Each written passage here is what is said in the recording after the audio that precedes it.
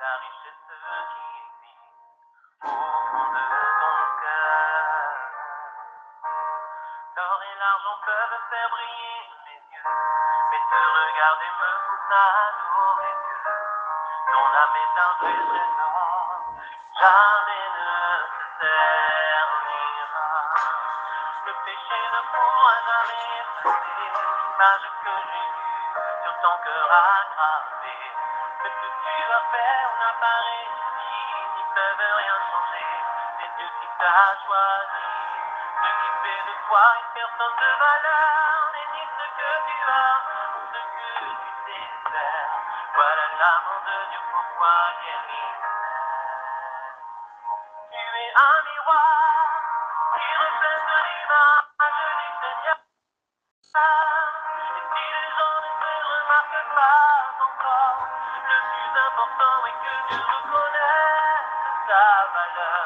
Tu es inestimable, plus précieux que tout l'or et l'argent de la terre.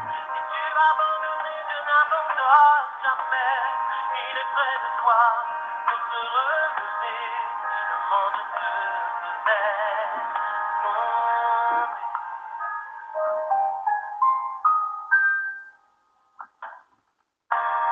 L'or et l'argent peuvent faire briller tes yeux, mais te regarder me pousse à adorer Dieu.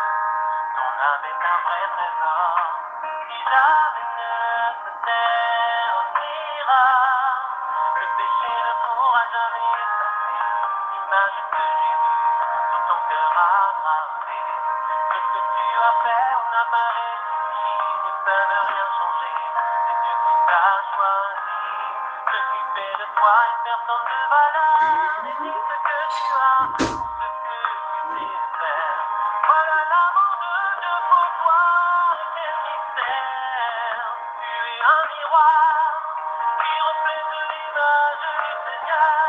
Et si les gens ne te remarquent pas encore, le plus important est que Dieu reconnaisse ta valeur. Tu es inestimable, plus précieux que tout l'or et l'argent de la terre. Si tu abandonnes, Dieu n'abandonne jamais. Il est près de toi pour te relever. Si le monde te faisait tomber.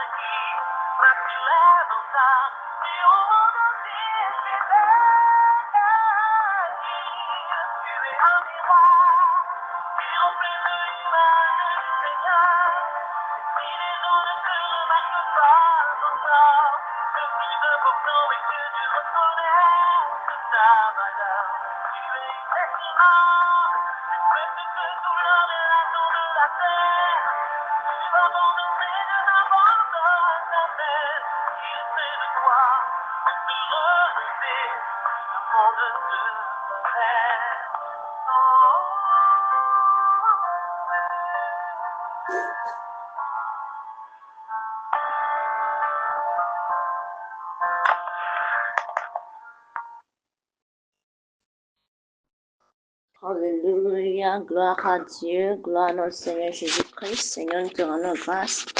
Nous te disons merci, nous te disons Hosanna au plus haut des cieux. Merci Seigneur pour la grâce, merci pour ta fidélité, pour ton amour, pour ton bienfait, pour tout ce que tu essaies de faire pour nous jour pour jour, Seigneur Jésus-Christ. À toi la gloire, à toi l'honneur, à toi l'acclamation au plus haut des cieux. Nous venons à toi ce matin avec tous nos faiblesses, avec tous nos péchés, avec toutes nos incapacités, Seigneur. Pardonne-nous, Seigneur. Lave-nous, purifie-nous par ton précieux sang. Ô Saint-Esprit de Dieu, nous t'invitons au milieu de nous. Viens régner, viens prendre le contrôle de toutes choses. Au nom puissant de notre Seigneur Jésus-Christ, nous avons adoré le Seigneur. Shalom, frères et sœurs, je nous salue ce matin dans le beau et précieux nom de notre Seigneur Jésus-Christ, qui a permis qu'on soit là ce matin. Alors, ouvrons nos Bibles dans le livre de Jean 15, 11, qui dit ceci. Je vous ai dit ces choses afin que ma joie soit en vous et que votre joie soit parfaite. Je vous ai dit ces choses afin que ma joie soit en vous et que votre joie soit parfaite. Quelles sont ces choses que le Seigneur nous a dit? N'oublions pas, dans la dévotion d'hier, on nous a expliqué les choses, que si nous gardons les commandements de Dieu, nous demeurerons dans son amour, comme Christ a gardé aussi les commandements du Père. Gloire à Dieu. Et le fait qu'on garde les commandements d'une personne, cela voudra dire qu'on aime une personne et qu'on veut demeurer dans l'amour de la personne. Pour ceux qui ont raté ça, alors allez-y réécouter cet audio et je sais que vous ne serez pas déçus au nom puissant de Jésus-Christ. Alors ce matin, nous allons continuer avec notre dévotion. Il nous a dit toutes ces choses afin que notre joie soit en lui et que notre joie soit parfaite. Quelles sont ces choses que Christ nous a dit? Dès le début, il nous a parlé. Dès le verset 1, il s'est identifié comme le cerf et son père comme le vigneron, et nous sommes les sarments. Gloire à Dieu. Il nous a dit beaucoup de choses. Et parmi ces choses encore, il a expliqué dans la dévotion d'hier que si nous gardons les commandements de Dieu, c'est que nous demeurons en lui. Comme lui, il a gardé les commandements du Père. Et toutes ces choses qu'il est en train de nous dire, c'est pas parce il veut nous imposer une charge que lui n'a jamais fait. Non, c'est pas parce qu'il veut nous forcer à faire des choses qui sont au-delà de notre capacité. Non.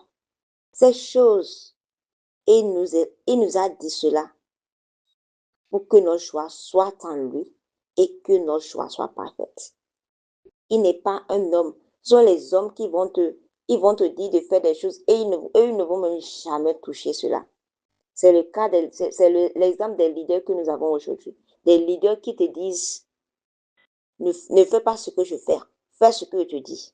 Mais notre Seigneur Jésus-Christ n'a jamais dit ça.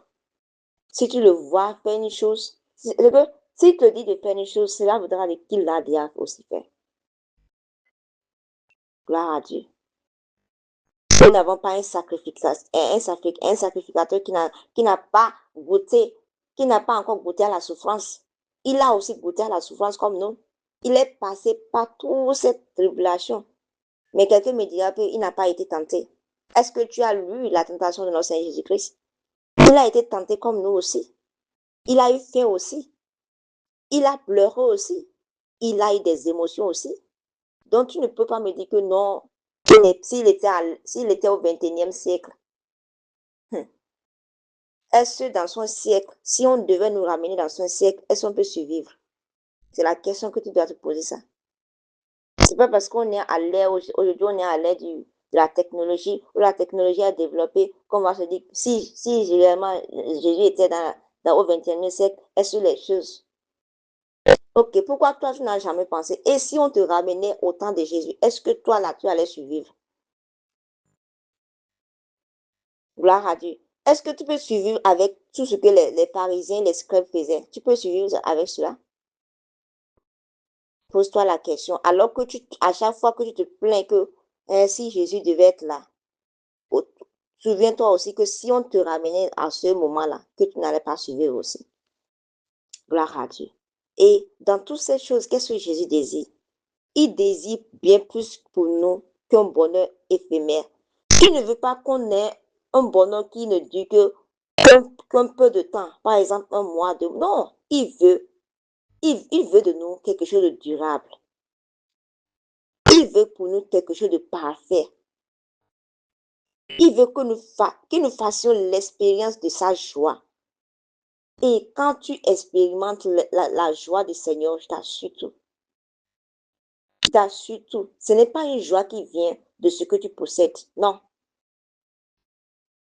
La joie qui vient de Christ ne dépend ni des circonstances, ni des possessions, ni de l'opinion d'autrui. C'est une joie profonde et durable qui demeure même dans les épreuves et les difficultés. Je t'assure tout. C'est tellement profond. Ça ne dépend même pas de ton état d'âme. Ça ne dépend pas de l'argent que tu as, des maisons que tu as, de ce que l'homme peut considérer comme richesse. C'est profond et c'est durable. Et même lorsque tu passes par la vallée de l'homme de la mort, tu peux dire pleinement, je ne crains rien, car il est avec moi. Son bâton et sa roulette me rassurent. Et même lorsque tu passes par le feu, tu vas te dire que non, je sais que je ne serai pas consumé parce que le quatrième homme il va, il va se manifester même dans le feu. Gloire à Dieu. La joie du Seigneur, c'est que ton cerveau est tellement très petit pour comprendre cela. C'est une paix que tu ressens, une paix que tu ressens même lorsque tu passes par les situations difficiles. C'est que tu as la paix, tu as l'assurance. Et même lorsqu'on voit ton visage, on sait que non, cette personne, non. Ce qu'on voit, ce qu'on lit à travers son visage, c'est au-delà de ce que l'humain peut comprendre. Ça, c'est la joie du Seigneur qui produit cela. Et dans ce verset, le Seigneur Jésus-Christ nous explique que ces enseignements et ces instructions sont donnés afin que sa joie demeure en nous et que notre joie soit parfaite. Donc, il ne nous enseigne pas pour nous amener à faire des choses qu'il n'a jamais faites ou bien pour nous imposer des choses qui vont nous nuire. Mais au contraire, il nous donne toutes ces instructions afin que, afin que sa joie demeure en nous, la joie de Christ. Est-ce que tu as ressenti la joie que Christ avait lorsqu'il finissait la croix de Calvaire, lorsqu'il disait, Père, pardonne-les car ils ne savent pas ce qu'ils font, lorsqu'on le crachait dessus? Gloire à Dieu. Christ est passé par le pire. Mais est-ce que nous avons été tentés comme il a été tenté là-haut? Est-ce que nous sommes passés par ce pire? Mais quelqu'un me dira, ah, c'est parce que tu ne sais pas ce que je traverse. C'est vrai, moi je ne sais pas ce que je traverse. Mais je sais une chose, j'ai lu, même si je n'étais pas là, j'ai lu une personne qui est passée par le pire. Est-ce que tu as lu Ésaïe 53 une fois? L'homme de la douleur. Il n'avait ni beauté, il n'y avait rien. Il dit il n'y avait rien, rien qui va me... Lorsque tu vas le voir, c'est qu'il était défiguré. Et comment tu peux comprendre que celui qui est le sauveur de l'humanité a été défiguré? On l'a appelé l'homme de douleur. Il n'avait ni beauté. On ne peut même pas le regarder. Pourquoi? À cause de toi et à cause de moi. Il est passé par le pire. Et le comble est qu'on l'a encore mis avec les brigands. Comment tu peux comprendre cela? Mais n'oublie pas, il est passé par toutes ces choses-là à cause de toi et à cause de moi. Gloire à Dieu. Alors que tu vas commencer par te plaindre, pour te dire, oh Seigneur, tu ne vois pas ce que je traverse, tu ne vois pas que c'est dur. Souviens-toi qu'il a été appelé homme de douleur. Souviens-toi qu'il est passé par le pire, qu'il est passé par l'humiliation totale. Mais il n'a pas bronché. Il a fait pour toi. Il a fait pour moi. Gloire à Dieu. Et c'est cette joie qu'il veut nous transmettre. Cette joie de pouvoir faire la volonté de Dieu, même si c'est très difficile. Et c'est cette joie qu'il veut nous transmettre. Et lorsque nous demeurons en Christ, que nous obéissons à sa parole et que nous avons confiance en sa promesse, bien en ses promesses, nous découvrons une paix et une joie que le monde ne peut ni donner ni enlever. Gloire à Dieu. Lorsqu'on est connecté à la source, je vous assure tout, il y a une joie, il y a un repos. Est-ce que tu as vu l'arbre que la Bible a décrit dans la Bible? Que lorsqu'on obéit à Christ, on est comme un arbre planté dans les courants d'eau qui produit, dont ses feuilles ne flétrit point, qui produit ses fruits à sa saison. C'est que Cet arbre-là, ça ne se plaint pas ni de saison sèche, ni de saison pluvieuse, parce que cet arbre-là est planté auprès des courants d'eau. C'est que cet arbre est connecté à la source. Et quand tu es connecté à la source, tu ne t'arrêtes point. Non pas seulement cela, toi tu es en paix. Lorsque tout le monde est en train de crier de gauche à droite, toi tu es en paix. Pourquoi? Parce que toi tu es connecté directement à la source. Et cette paix, personne ne peut te l'enlever. Et personne au monde ne peut te la donner. Lorsque notre Seigneur Jésus-Christ quittait ses disciples, il les a dit, voici, je vous donne ma paix, je vous laisse ma paix. Je ne vous la donne pas comme le monde la donne. Parce qu'il y a une manière que le monde voit la paix. Il y a une manière que le monde donne la paix. Mais la paix du monde, c'est éphémère. Ça ne dure pas. Et c'est rempli de corruption. Mais la paix de Dieu, c'est que c'est le repos total. Gloire à Dieu. Et même si aujourd'hui, les gens se lancent dans tout type de choses, les gens passent leur vie à chercher la joie dans les choses passagères, comme l'alcool, et les boîtes de nuit, les femmes et autres. Les gens prennent le temps, ils cherchent la joie dans toutes ces choses-là. Mais à la fin, ils sont déçus. Pourquoi? Parce que, imagine, tu prends l'alcool et que tu es sous l'effet de l'alcool pendant 1 heure. Ce qui est sûr, tu vas te retrouver. Et lorsque tu te retrouves, tes problèmes sont encore là. Parce que le problème n'est pas encore traité. La racine de ce problème n'est pas encore traitée. Le monde essaie de traiter une partie du problème sans pouvoir enlever complètement la racine même de ces problèmes. C'est comme si tu as un bananier là et tu coupes juste une partie et tu laisses la racine là. Tu ne sais pas que quand il va pleuvoir encore, la plante va encore ça va encore repousser. C'est la même chose. C'est la même chose. C'est la même chose du moins. Parce que tu n'as pas encore enlevé complètement la racine même de ce problème. Laisse-moi te dire, frère, soeur, la vraie joie se trouve ça se trouve dans la relation que tu as avec Jésus. Ça ne se trouve pas dans toutes ces choses-là. Mais ça se trouve plutôt dans la relation que tu as avec Jésus. Sa présence apporte du réconfort dans la peine, de la force dans la faiblesse et de l'espérance en toutes circonstances. Gloire à Dieu. Quand tu es connecté à Jésus, je t'assure tout. Il dit que les faibles disent que je suis forte.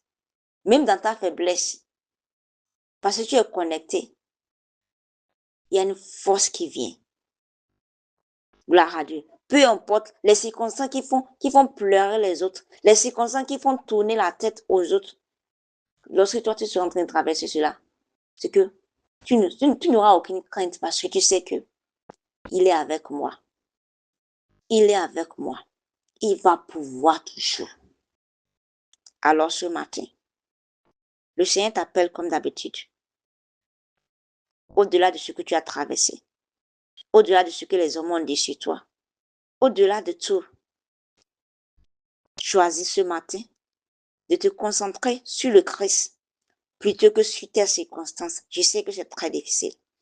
Je sais que c'est dur. Je sais que vraiment, tu es déjà essoufflé. Mais concentre-toi plutôt sur Jésus. Laisse sa parole remplir ton cœur et sa joie te fortifier tout au long de cette journée. Quelles que soient les difficultés que tu traverses, quels que soient les problèmes, souviens-toi d'une chose, que la joie du Seigneur est ta force. La joie du Seigneur est notre force. Et pour cela, abandonne tout à lui ce matin. Abandonne tout à lui. Tes faiblesses, tes pleurs, tes incompréhensions, ce problème, soumets tout à ses pieds. Seigneur, nous abandonnons tout. Nous abandonnons toutes choses à tes pieds, Seigneur Jésus. Viens prendre le contrôle, Seigneur.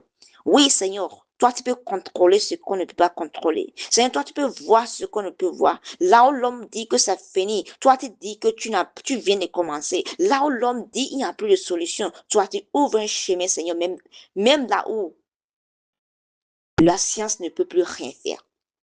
Oh Seigneur, c'est à toi que nous venons ce matin. Nous ne venons pas devant un homme. Nous ne venons pas devant une autorité, mais nous venons devant toi, toi qui es l'autorité suprême, Seigneur Jésus. Prends le contrôle de toutes choses. Merci car tu le fais déjà. Oui, Père Céleste, nous disons merci. Merci Abba. Merci pour le don de ta joie.